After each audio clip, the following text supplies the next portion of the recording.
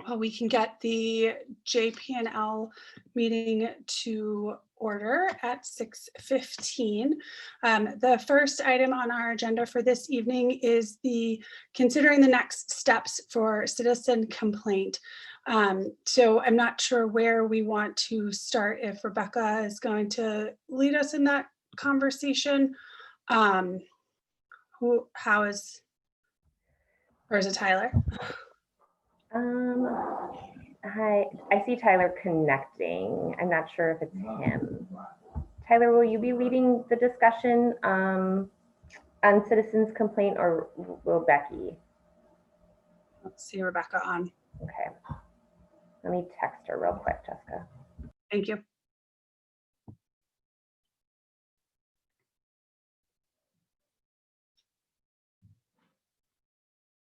Happy New Year, everyone.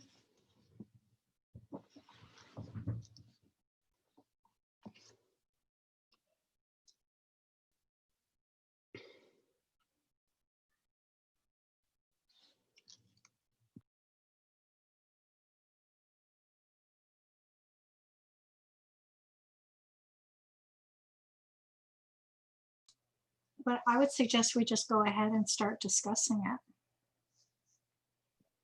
Yep, that's fine. We can do that. So, like, where do we begin? So going through the memo, we have a couple of options. I have some questions, but we've been tasked to evaluate whether the allegations would support removal for cause, and report it back to full board, or we could report our discussion and have no further action, report our discussion and recommend no further action and review the current public records policy, or report that formal grounds report that it found grounds that may support removal for cause, and recommend that the board initiate charges under Wisconsin State Statute 1716. So, Trustee Minda, did you have something to say? Sorry, did I cut you off? Me? Yeah.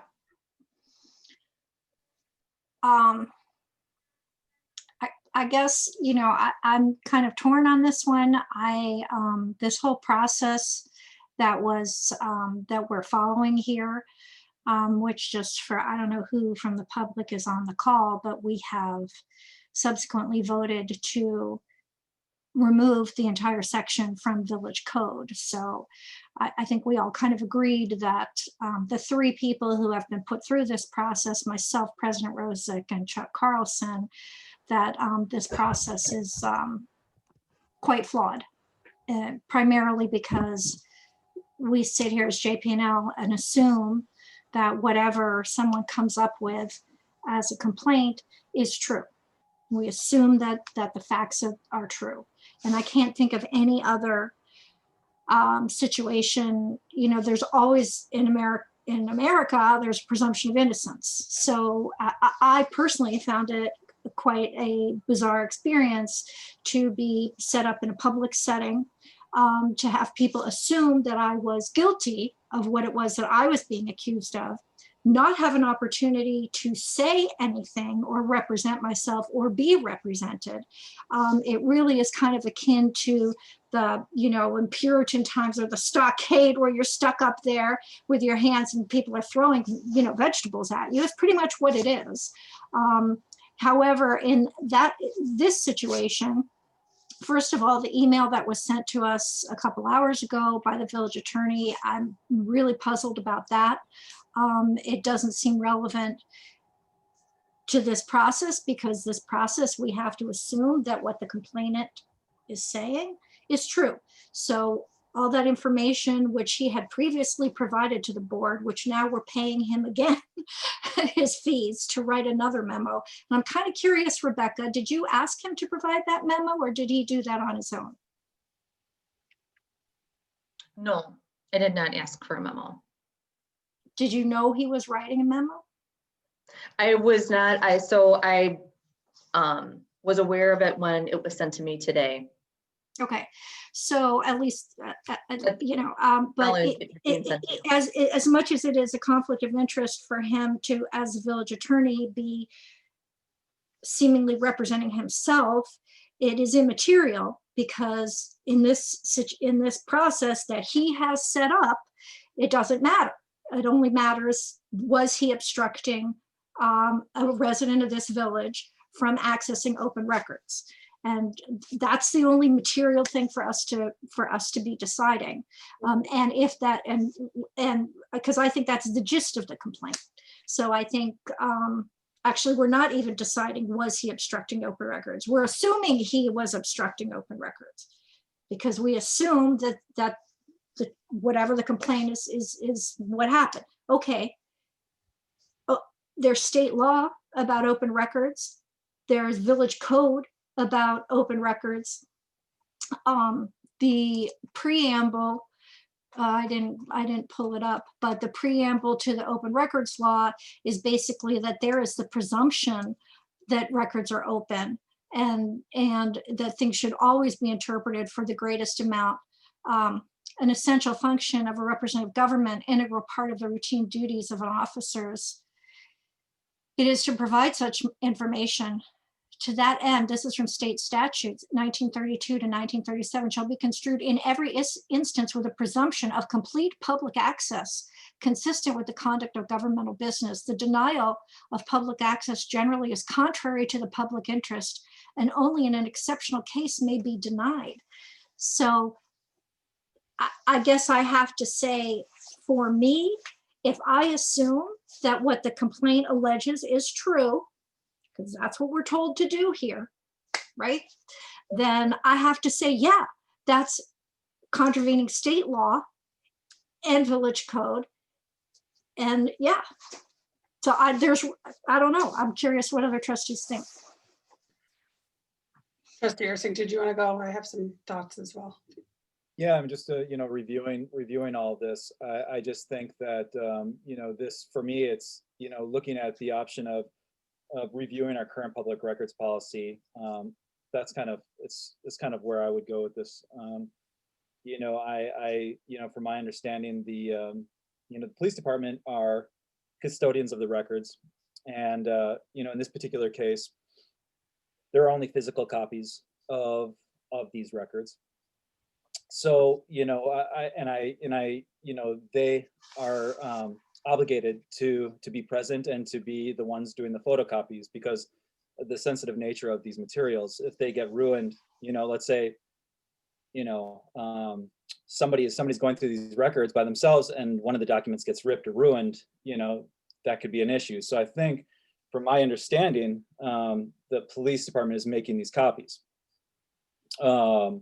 So I think there are an issue that we do have an issue. I think, you know, to discuss about digital records. You know, should we be talking about digital records? And I think that's kind of where the conversation should probably, you know, head, is that we have so much paper on our hands. But when you talk about digital, you know, digitizing all of these records for all of our departments, that's a lot of manpower. So I think the question here is, you know, if you know, where do we go with this? You know, do we ask every department to digitize copies so we have a digital version of everything? You know, and you know, that's the discussion I'd like to have. I think this case in particular, you know, is, you know, I mean, I just don't see the merit in cause for removal, and I'm not quite sure exactly who we're removing at this point. Are we removing the chief of police, the lieutenant, and the village attorney? I'm not quite sure who we're removing for cause. So I'd love to hear that, you know, who we'd remove for this particular incident. But for me, I think that this you know, this requires further, you know, the policy requires further review and further discussion.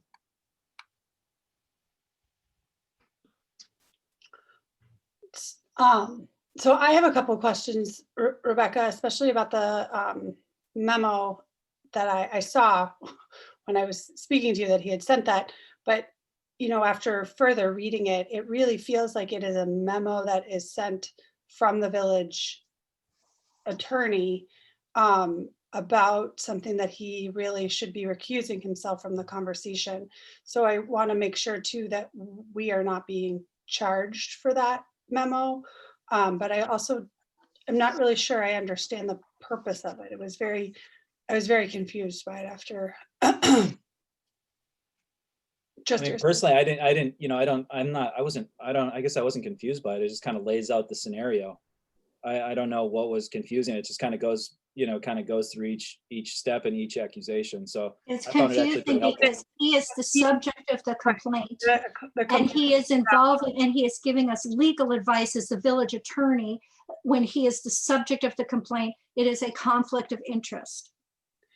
I think he has the ability to represent himself in the, in this, like if you were here in this meeting, he would have the ability to represent himself, but to act as the village attorney and to write a memo as the village attorney, to me, that feels, it just doesn't feel like it's appropriate. So I think that, I mean, I agree with you, Trustee Ursink. I think that I'm really struggling with having this conversation with where our open records policy currently is. And I would like for that to be, I think we've made it abundantly clear from multiple trustees that this is a very important issue that needs to be put on the agenda and that we need to hammer out. I don't know that asking each department to digitize their documents is the challenge. I think the challenge is being able to take paper documents and digitizing and getting them digitally. Nathan or Attorney Baer cited a voter record case, which you're right, if those were to be damaged, that would be a problem. But these records, I mean, not that we want them to be damaged, but if they could be reproduced. So, I think that's where I'm struggling is I don't know how we have this conversation separately from the open records. Yeah, and I think, for us tonight, it's just figuring out which one of these, figuring out which one of these we want to move forward with and then have that full conversation. Because you're right. I mean, there are some, there are some sticky points here and I'd love to get more information and have a fuller discussion about it. So, so personally, I would say let's review. And I think that's what staff is asking for is let's review the current public records policy. I disagree. A complaint was submitted, just like a complaint was submitted against 3 other people. All this stuff. Yes, I've been asking for years for us to talk about open records, and we still don't have it on the agenda. At this rate, we will never talk about open records. Okay, so I agree. I would love to talk about open records, but this is not. It is a complaint filed against a village officer, just like a complaint was filed against 3 other village officers. So that is what is in front of us. And I appreciate the point you made about the chief, the lieutenant, and the village attorney. However, the chief and the lieutenant referred to the village attorney and asked for his advice on how to handle this. So I feel like, certainly I don't appreciate during COVID times, this I'm referring to the complaint now, okay, which we all have to assume is true. That's what we're doing, okay, that during COVID times that you're saying to someone in their 70s, you have to come in person to our office in order to view this and subject yourself to potentially catching COVID. I mean, I think that was, there were many other ways that the chief could have handled this and Lieutenant Liebenthal. But to me, the advice on the scanning issue and overall advice on how to handle this was provided by the village attorney. And I'm going to assume, because that's what the village attorney has told us to do on 2 separate occasions, we assume that what the complainant says is true, then to me, yes, the village attorney was obstructing access to public records. And I consider that, and I do consider that separate from the chief and the lieutenant, but I think the president Rozak had her hand up. I don't know if you can see her. Yeah, no, that, I was waiting for you to finish. Yes, President Rozak? Thank you so much, Trustee Carpenter. First, I want to say, because I'm obligated to say this, please ignore the 3 members of the JP&L committee who received the Attorney Bear's memo today on letterhead of the Village of Shorewood at 3:41. Please ignore any content in that message, as it is a direct conflict of interest. The second thing I'd just like to say is that I did call Rebecca tonight when she got back, and the memo to me is a little confusing, not the one in your email, but the one that was provided by outside counsel that's in our packet, as to the difference between commission, board, and the mayor, and it references a mayor. So I do have some questions before it gets to village board on what are the who's who and what are our rights and what are we supposed to be doing. Trustee Amenta is correct. Since we do not have an attorney here to advise, that the purpose of the meeting tonight for committee is to assume that the complaint is true. Does it meet the standard of the state statute for, and there's a sentence, Rebecca, if you can read that, I think it's misconduct in office. Do you have it in front of you? We read it before. The village attorney usually reads it to us. And it'll help the board. I have one of his prior memos. Sure. Continued physical inability to perform the duties of office or gross neglect of duty, that's 1713. And then 1713.3, the term cause is defined as inefficiency, neglect of duty, official misconduct, or malfeasance in office. Those are the. When we've asked what malfeasance is, there has been no definition provided. So that is the job of the committee today, that's the only thing that you're looking at. We're not supposed to discuss the facts of the case. Unfortunately, there is a complaint. It has something about a court case that had reached settlement. I think that's key. There's nothing addressed in prior memos nor this memo about what that court case directed our village, specifically the village of Shorewood, to do in cases of open records on the police department. I think it is, without knowing that knowledge, I myself would not be able to make a determination of whether it meets cause or not. On the surface, it looks like it does not. But if there is a court case that directs our village to be as open as possible on open records, if that is correct, that would change my vote. So without those clarifications, I would move to defer and to the next meeting. But other than that, that's my advice. It certainly will come to the village board regardless of the decision made by the committee tonight. Thank you. Thank you. Sarah, Clerk Barkman, do we have any citizen? We do. We have Jeff Davidian with his hand up. Jeff, if you would like to unmute yourself and state your name and address, please. Are they allowed, Jeff, Rebecca, only because we were advised that we were not discussing facts of the case? I don't know if he is allowed. I'm not quite sure he has, we in public right now. well, if you're not sure, then don't stop me. I don't think we can actually. I think It's up point to of the order. chair. It's You've up to the already, chair. you've already allowed me to speak, and now you want to stop? Fine. This is recorded. I'm going to unmute myself, and you do not want me to speak. Trustee If Carpenter. You were recognized, Hold on. Jessica, you can recognize him or not. Rebecca? Trustee Carpenter, my understanding is that you do have the discretion as chair in the past when, and I haven't been present at both of the committee meetings which have reviewed complaints, but I don't recall any level of public comment at those, but that it is up to you as chair. Once you've established that people can speak, as you did when you said Jeff Davidian, you can speak, you cannot then stop me from speaking based on the content of my speech.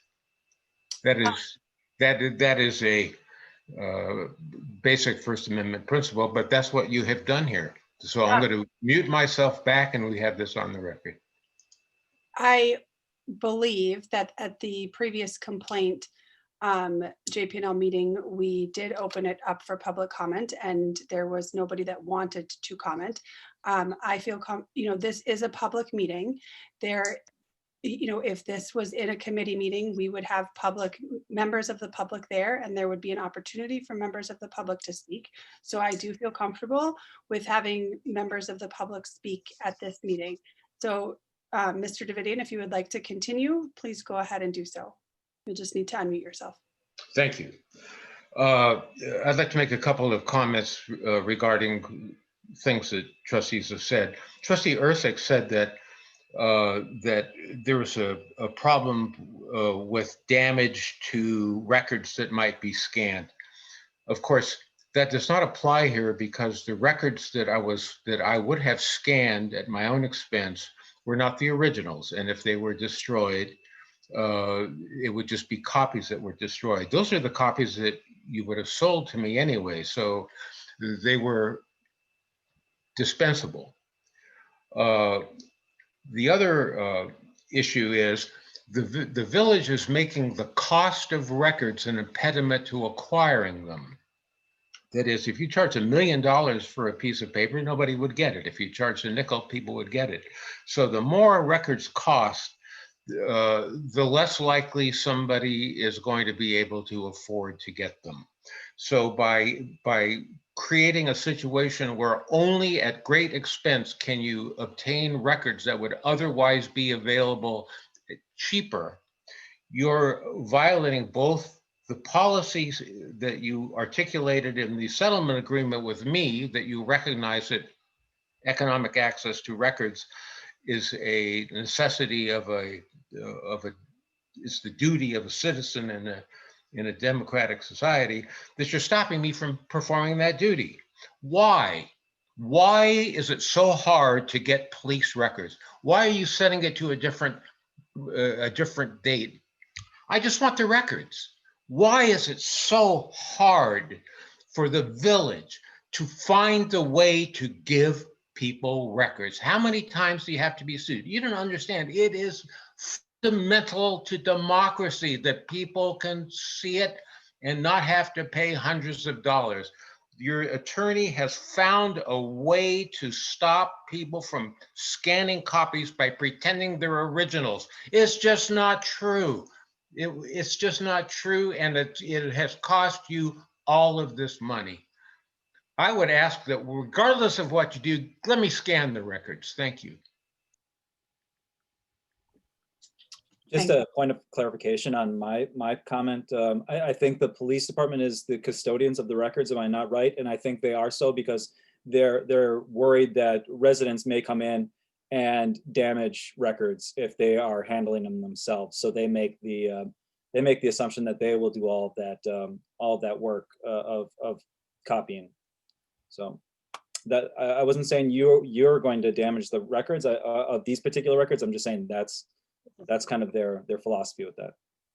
They could, regardless of their philosophy, the records are to be open, and they can create any sort of thought process to justify it. But the fact is, these records are not the originals, and whatever mindset that makes sense, it is not a mindset that makes it easy for people to get records. And you, sir, are simply repeating what their theory is. And my theory is you should let people go in there and make copies of copies, not of the originals. And it would have taken less time. We would not be having this discussion, but you know what has happened? I have to risk my life to get those records and go to a place after I've had heart surgery. Oh, yeah, and I want to say too, the amount, hold on, the amount of money that we've spent. Can I please just finish my comment? The amount, Trustee Menta and then President Rozak. the amount of money we've spent just on this open records request between Nathan's time, staff meetings, et cetera, et cetera. I don't even count our time because is probably, 10 times the $200 that would have cost to give him the records. And also, Mr. Davidian is not the only person who has asked. There are 2 other people who have asked to see this particular record. So I want that to be clear too. And the amount of time it would take for someone to put it on the copy machine and scan it is exactly the amount of time it would take for them to make a copy. I mean, I look at this and say, yes, we are putting up roadblocks and obstacles to members of the public to accessing records that they have a right, absolute right to access. We do not have a press here. We do not have anyone keeping any kind of watchdog. You know, I mean, really, we should be thanking residents who are engaged and curious enough about government to want to ask and to be curious about and to get these records, to be able I mean, they're doing a public service in the absence of a press. And I mean, my recommendation, I would support saying that in the case of the village attorney, if we assume that what is alleged in this complaint is true, to me, that would merit removal for cause. So I will move that is our recommendation to the full board. Point of order.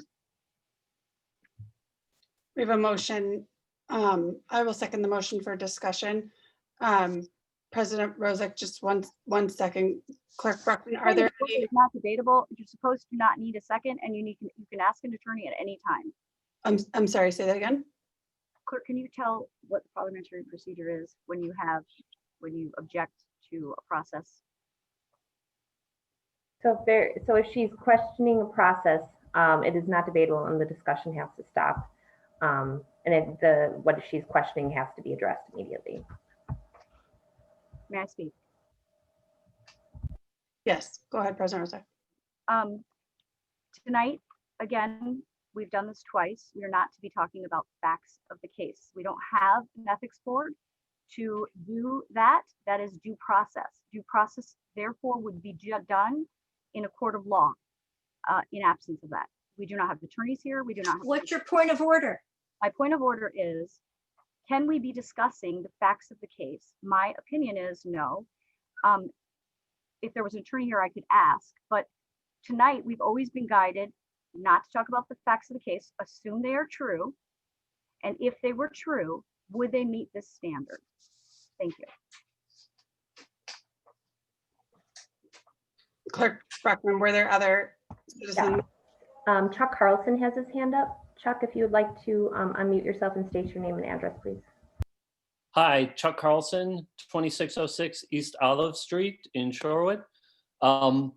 The question I have is about the memo that was sent. I know President Rozek mentioned that that should be ignored, but it was not in the packet. Is that memo from the attorney going to be made available? Sure, it's public record. Yeah. Yeah, it was sent to all trustees, so it is public record. It wasn't sent to all trustees because I did not receive one. It was just JP&L. So will the packet be updated with that memo, or will I have to file an open records request to see that memo? Somebody can send it to you, I'm sure. Yeah, I'll send it to you.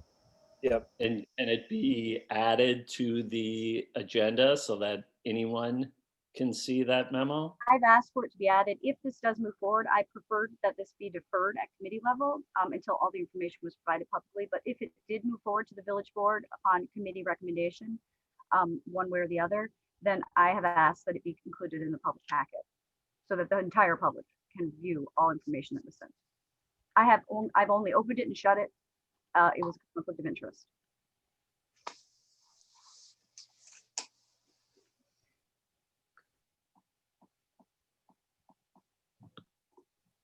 Clerk, were there any other That citizens? is it for now. Thank you. So were we wrong, or was I wrong to second trustee Amenta's motion? Because that's what President Rozek was saying. That's why it was your motion. President Rozek, was that what you were saying? Was that trustee Amenta's that there should not be a motion, or you're saying that we should not be discussing? So my point of order, the reason that I kept saying it, and I apologize, was just my question was parliamentary procedure. I was hoping it was addressed. You're supposed to ask. You're supposed to address the point of order right away because you're objecting to something in the process that's going on. So I don't know that answer with an attorney here of now that a motion has been made and that point of order was ignored. before the motion was made, I don't know the answer to that. I think her point of order was that we're not supposed to be discussing facts. We're not finding fact here. We're assuming that the facts as alleged in the complaint are true. And then if you assume that those facts are true, then we're saying, does that rise to a level of, I mean, it doesn't rise to physical inability to perform the duties, gross neglect of duty, inefficiency, neglect of duty, official misconduct, or malfeasance in office. I think, Rebecca. And that's what, and that's the process that's been set up by our village attorney. And to me, given the interest this board, given state law, given village code on open records, given the interest of this board in having open government and transparent government, that the advice that he had given to the police department to me is official misconduct. You know, just reading through, I don't see it specifically towards our village attorney. So I take this as this could be the chief of police as well as the lieutenant of police. And, you know, what's being proposed here is not specific to any one person, but could be specific to all people involved in this matter. And if that's the case, then we're potentially, you know, voting to remove our chief of police, our lieutenant, and our village attorney. I already clarified that. It's not clarified though in the packet, so. I'm making a motion specific to the village attorney. I feel the police chief and the lieutenant relied on the village attorney for how they dealt with and there is correspondence back and forth that indicate that them asking questions and him giving them advice on how to handle the records request. So I think, you know, while I'm not entirely enthusiastic about some of the things they did, they were relying on the advice of the village attorney. I agree. Clerk Brockman, can you repeat the motion? Yep. So Trustee Menta, let me know if this is incorrect. I have to recommend to the full board removal of the village attorney. No. That I recommend to the full board based on that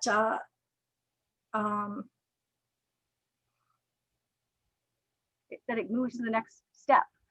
Is that correct? yeah, the next step, which is well, I mean, the next step is confusing because, and I tried to ask Rebecca this, the next step in the memos that Nathan sent to us twice were that it would then go to a due process that we would ask the chief judge of the county to appoint a judge to municipal court, and we would go through some kind of court process. But that's removing an elected official. I don't think we need to go through that process to remove the village attorney.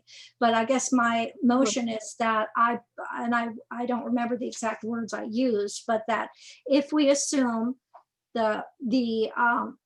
what is alleged in the complaint, then that does meet the standard of official misconduct or malfeasance in office, and that would be the recommendation.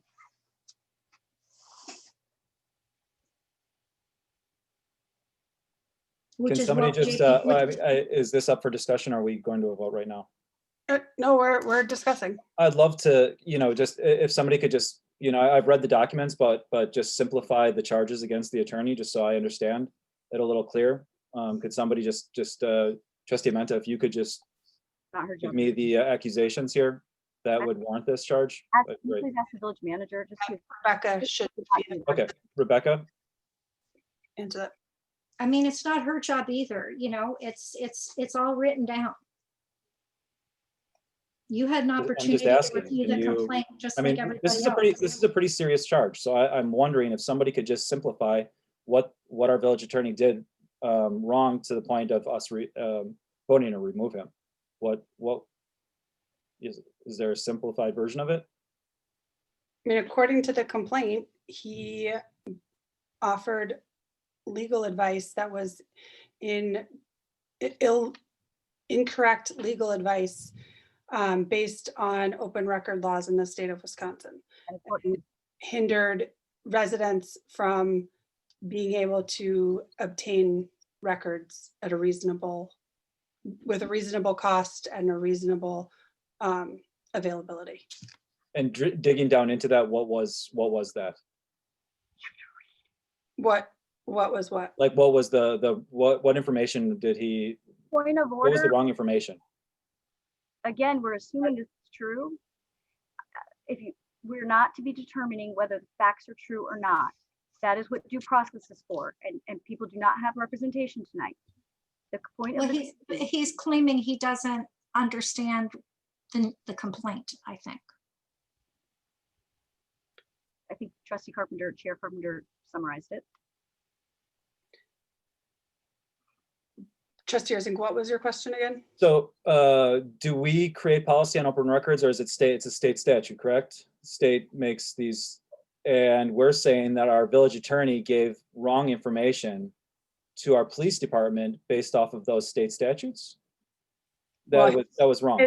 His interpretation, his interpretation of the state statute, as well as in combination with our policy, which does not directly address different it's antiquated, for lack of a better word, that you can't scan records, you can't take pictures of records, which, is something that would not damage the records and is pretty common in 2021. Okay. So- Do any of those records need to be redacted? Just curious about that. They already were redacted, They're already redacted. and it was case law. He cited case law that applied to original voting records and used that case law to say that Mr. Davidian could not copy a copy of original records. And Mr. Davidian is alleging that is interfering, that was purposeful obstruction of his access to open records. That's what we have to assume. Did Mr. Davidian get the records that he wanted? He went for a couple hours one afternoon and was available to view some of them, but he doesn't feel comfortable having to do it in person. The police department refuses to send him a PDF, and Complaint. So he did get the records, though. He did get records. I believe, according to the complaint, that not all records were obtained because the Lieutenant Liebenthal said he needed to come back at a different time and was not available. There is Clerk Brockman. Did you say that there was another citizen comment? So Jeff Davidian has his hand raised again. I know he spoke once. I don't know if you are taking second rounds or if you're going to wait. We can go ahead. We can go ahead and take another citizen comment. It's fine. Okay. Jeff, if you'd like to unmute yourself.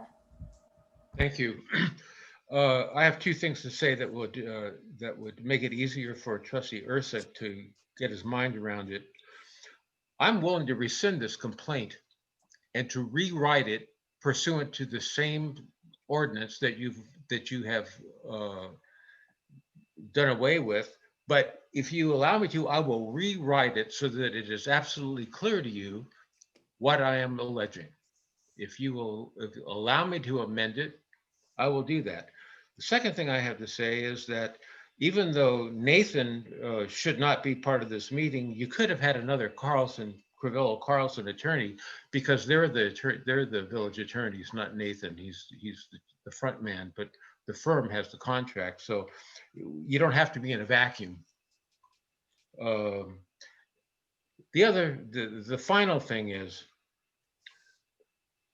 yes, the police department made the records available, but it would have taken days to go through them because I could not take pictures of them. I had to type data into a spreadsheet, and there were thousands of pages. I could have scanned them in 1 hour on my own scanner. This is not damaging to the documents, and it did not take any police time. I brought my own scanner. I could have scanned these copies of records that had already been redacted and been out of there. But all of this is because Nathan the village attorney misconstrued and misarticulated and misstated a law that made it seem that a citizen could not come in a reasonable way and quickly make copies of records. You want to live in a village where people can get records, or in a village where you pay an attorney to find a way to keep people from getting them? That's what this is. I'd say that if you had a lawyer who did that, you should get rid of him. That's my opinion. Thank you. Rebecca, was there an option to have an attorney at this meeting that is representing the village, separate from Nathan? I did not ask for any attorney to be present. President Rosick's not raising her hand. That was not something that I had planned for or arranged. So if that's something that the board desires, we're happy to do that with Attorney De La Mora, who was the drafter of the memo on this item that's included within your packet. Okay. President Rosick. I just want to state for the record that our agenda meeting was on Tuesday of last week, and I did talk to Tyler in Rebecca's absence to go over the agenda and did ask that exact question of who was going to be present, since Nathan could not be our attorney. There was conflict of interest, and unfortunately it was, according to our manager, was not relayed to her. So tonight Rebecca is standing in as our attorney. Okay. I mean, I don't want to discuss this again at committee. I think we need to deal with this expeditiously. So we need to make a recommendation to the full board. It'll be at the full board next meeting, I assume. So we'll waste even more time on this process. But I think the question is, what is the recommendation of the committee in regards to this?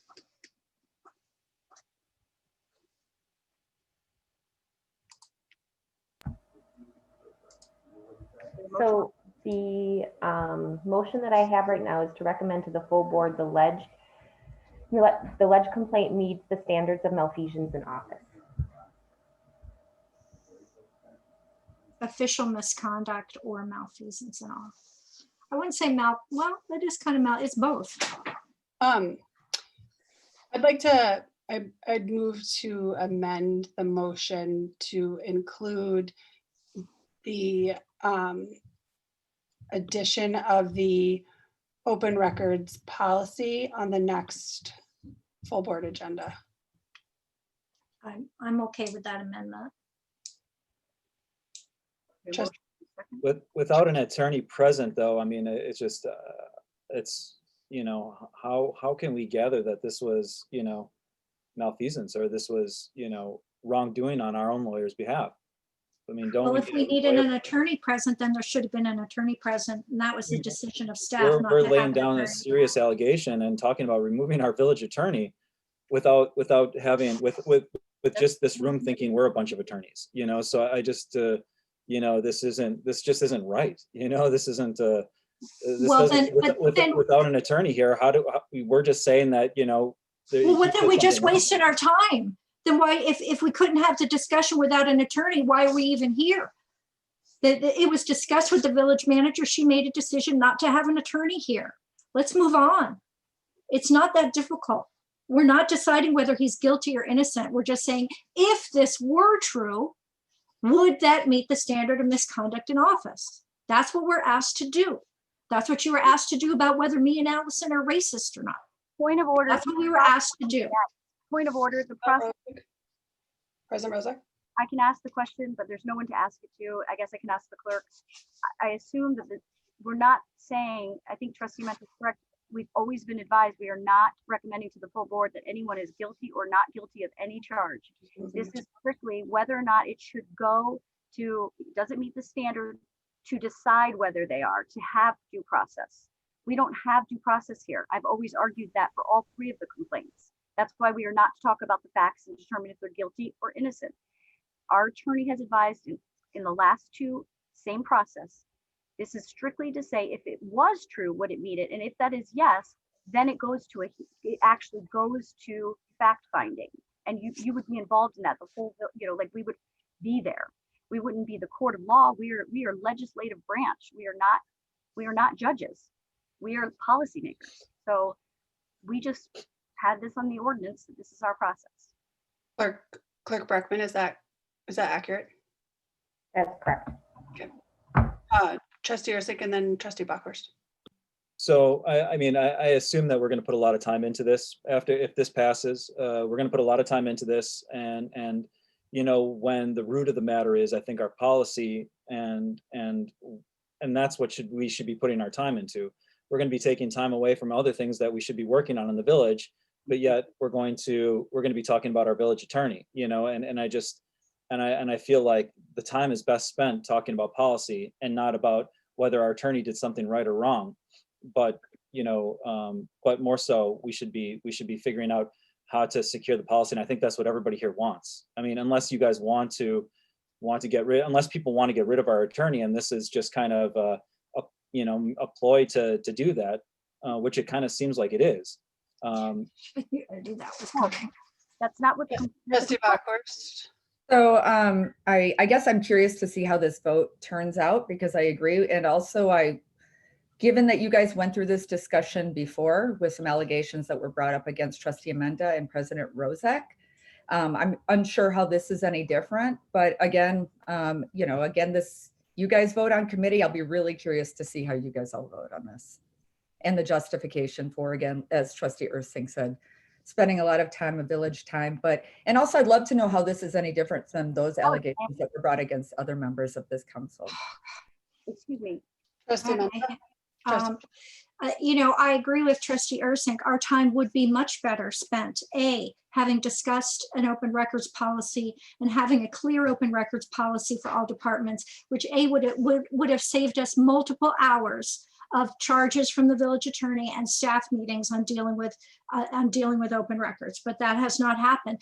B, it would have been great if instead, when the original complaint came in by affidavit from Ann McCaig, it would have been great if the board was given an opportunity to discuss that policy, but that's not what happened. That was referred to our village attorney, who came up with a ruling. Okay, this is a problem, a persistent problem. We are not talked to, we are not given our ability to make policy decisions. Instead, those decisions are made by the village attorney. And then we run around in circles and circles and circles and circles. And he's absolutely right. This is a huge waste of time. We would be much better spending our time talking about policy, but that's not what happens. We have to ask why. President Rozak. I want to be clear. There was something directed towards me that because I have been put through this process that I cannot be fair in making a vote, which I'm not doing tonight. But I want to be very clear. I'm being 100% consistent with what the village attorney recommended in the affidavit against myself and Trustee Amenta, in the affidavit against Police Commissioner Chuck Carlson, and the affidavit against against our village attorney.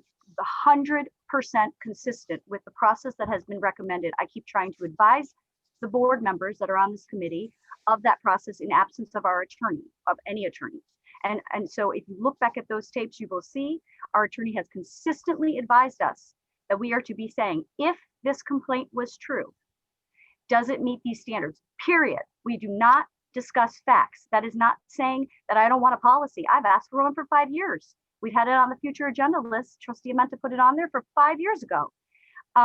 So it is not anybody's fault that we don't have a policy, but we don't have one.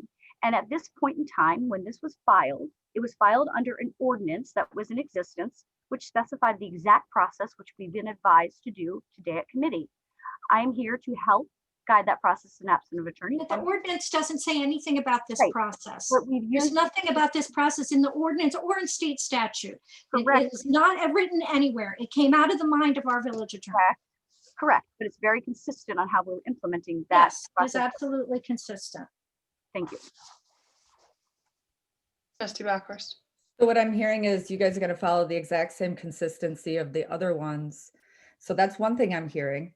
And then the second thing I'm also hearing is that even though 155, this exact area of the ordinance, some of you brought up as items of future consideration to get rid of at some point. So I don't know. Anyway, I'll be quiet. Look forward to seeing how this shakes out. We already got rid of it. We already voted to get rid of it a couple meetings ago. Yep. It's been removed. So this was be the last. No, I understand that. So it was removed, but yet we're still following it, even though we didn't follow it when it was on the books. That to me is interesting. Oh, Because it was filed under the ordinance that existed. That's how the law reads. And Oh, Rebecca, you're no better lawyer than I am. Thank you. yeah, it'd be great if we had a lawyer here, but we don't, do we? Trustee Ursink, did you have something you were about to say? No. All right, so, okay, so what is the, so it is, can you read the motion again, the recommendation from committee then? Yes. To recommend to the full board, the alleged complaint meets the standards of official misconduct and malfeasance in office, and to include an addition of an open records policy to be included into the next village board packet. Okay, that's motioned and seconded. Correct. Before we go to vote, are you okay to take another citizen comment, or are you closing those? Trustee Go. Carpenter. Let's just go. We've got a lot to talk about. I think we understand Mr. Davidian's point here. Who is the citizen comment from? It is Jeff Davidian. I think we will move forward. We've heard from Mr. Davidian twice this evening. If we're ready to vote, then I'll call the roll. Please do. Trustee Amenta. Aye. Trustee Carpenter. Aye. Trustee Ursink. Nay. Motion passes 2-1. So to move forward to full board. And we'll continue the discussion there. And then Manager Ewald, the open records policy will be at the next full board meeting, or how will that work? I'll need to consult my notes, but I thought that it was being referred to JP&L. I think the vote. I think the motion was to the next full board. Oh, the one that just happened, this Motion that just motion from happened. this meeting. Next full board, yeah. Okay, yes, we had discussed, and this is taking me back, but on December 21st, when we discussed prioritization of different items, we had kind of put them into different buckets. We made a motion, it passed. To the cow, President Rosick, is that what you said? No, it was to JP&L. It's in the minutes. Oh, okay. So that was just what was Trustee Carpenter had asked, whether she would see it on the agenda. The JP&L committee is now recommending it go to the board. Is that what I'm hearing? Mm-hmm. Yeah. So perhaps that's something we can just discuss with the board Okay. tonight under future items of consideration, so people know, so people are aware that there's been a recommendation to take it to the full board as opposed to JP&L that was previously discussed. We can I just discuss want to it make sure people are aware. second during future agenda items. Yes, we can discuss it. Thank you. Otherwise, we cannot. So how long is JP&L scheduled for? Because Community and Business Relations was supposed to start, I believe, on the same Zoom At link. 7, yeah, we're late for that. We've got it's a pretty easy. I mean, in my mind, just reading through it and talking to Bart, it's a pretty easy one. So hopefully it doesn't take longer than 10, 15 minutes. Well, we had, there was another item on the JP&L agenda, which was the volunteer committee application. That's the reason why I was asking that. Tyler, can we defer that item to the next JP&L meeting? You can just know that we need the form finalized by the next meeting, because we're wanting to put that in Shorewood today for people to be able to tear out and fill out. And with the deadline for Shorewood today, it needs to be finalized by next meeting. And can we just keep it to the application, which is the actual agenda item, rather than the whole policy for JP&L the next meeting, so we can get the application discussed and done for you? Yeah, it's just the application form. I mean, but the memo talks about Policy, yeah, isn't there as well? I prefer to just keep it to the application, and then the next JP&L we can talk about policy decided. Are you asking for the policy to not be incorporated in the memo? Mhm. Okay, I can do that if that's what the committee wishes. I mean, I think the purpose of the conversation is to make any adjustments to the application, not the application for Shorewood today, not the policy. correct? Yeah, that's correct. I mean, there's another discussion on the volunteer application process. That's why the policy was included. But at first we need to absolutely talk about the forms. So that can be a later discussion. That's one that Sarah's going to be more involved with, not I. But so the memo tonight kind of introduced both the application form and a future application process. But we'll just handle the form on the 20th. My feeling is the form follows what the policy is. We've had so many different ways of every year we've dealt with appointments a different way. And I'm until the board decides how we want to handle appointments, that's going to have a bearing on the application. So I'm not that was sure. my original thought of putting them together. Yeah. But we're not going to be able to do the volunteer appointment policy and in one JP. I mean, that's a bigger issue.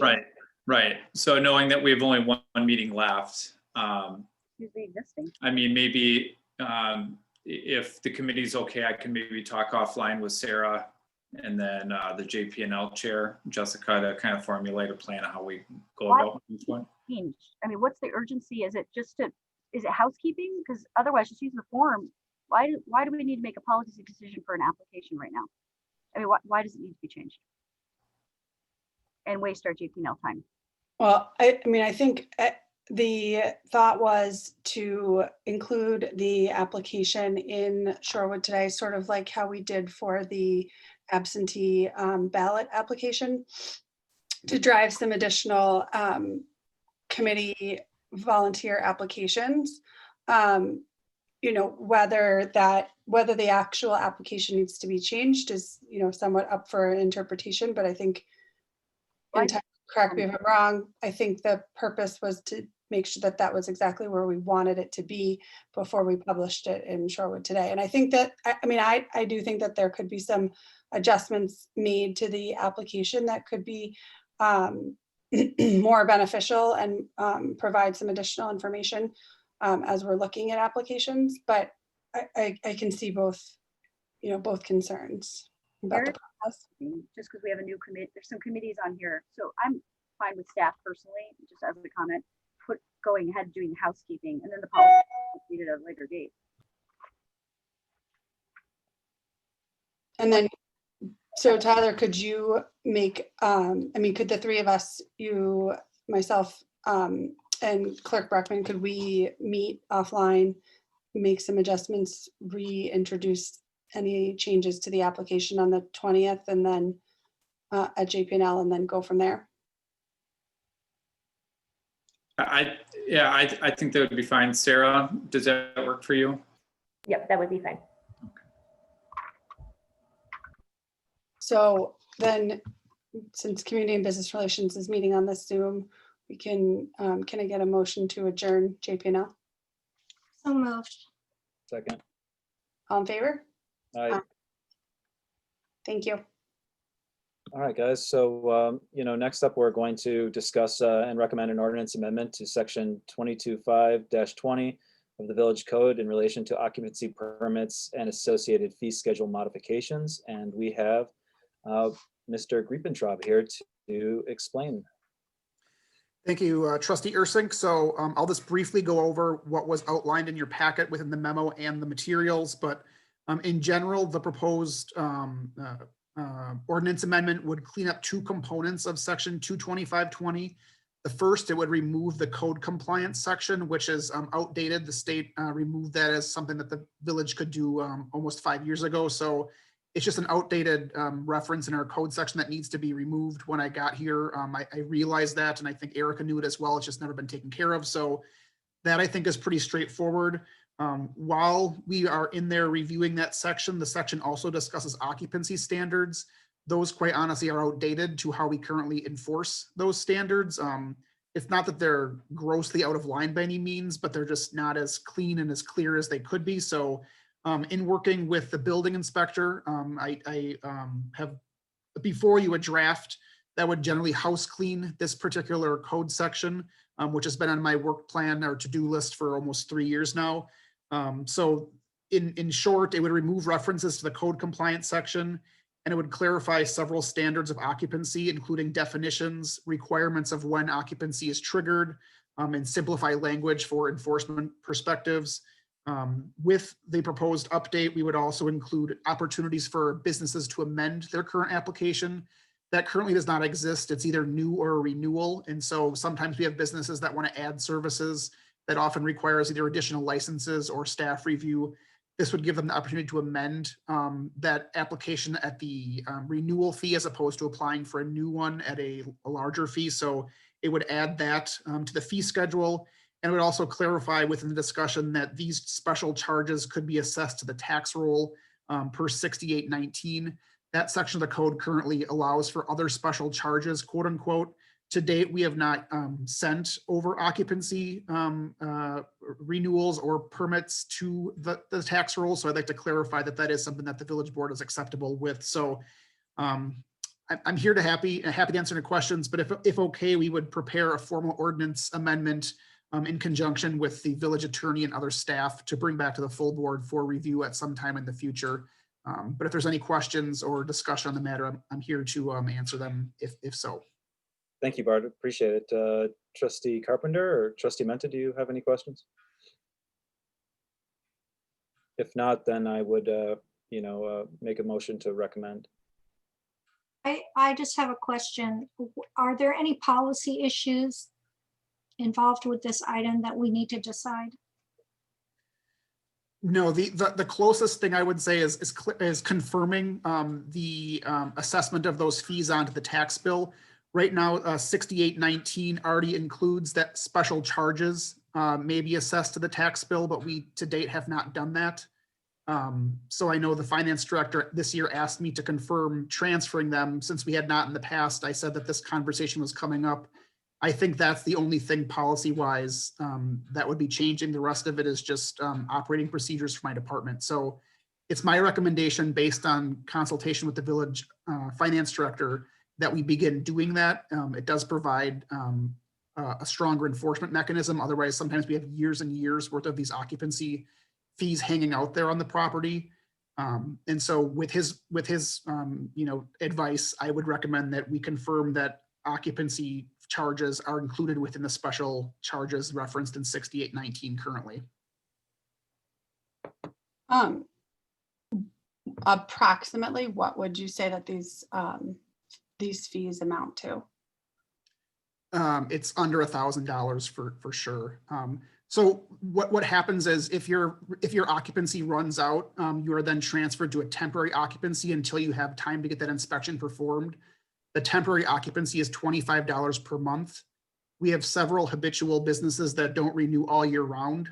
So that's what, $250, $300 for those businesses. There's a handful of those, but usually their businesses pay. So we're talking roughly $1,000. I'm fine with that. Moving into the tax roll. Sure. Well, if there's no other questions, maybe I could just make the recommendation here. I recommend that an ordinance amendment to section 225-20 of the village code in relation to occupancy permits and associated fee schedule modifications be prepared and brought to the village board for approval upon further review of village attorney. Second. All in favor? Aye. Trustee Menta? I said aye. Okay, I didn't hear you. All right. Thank you very much. I will have that prepared and brought to you as soon as we can. Thank you. Thank you. Can you, when you bring it back, can you bring it to full board and just put it on consent? I don't think we can put. Not you, Bart, Rebecca. It can just be on consent. Oh, we have to actually do a roll call vote. So we I believe can't- so. Is there a motion to adjourn community business relations? So moved. We have so many more important things to discuss. Oh, wait, we don't. All right, so, okay, I'll, give it back to you then, Jessica, unless you guys want to just adjourn and take a break. Are we just adjourning now and then break till the full board? Okay. Correct. Okie dokie. All right. See you guys in a bit. Bye.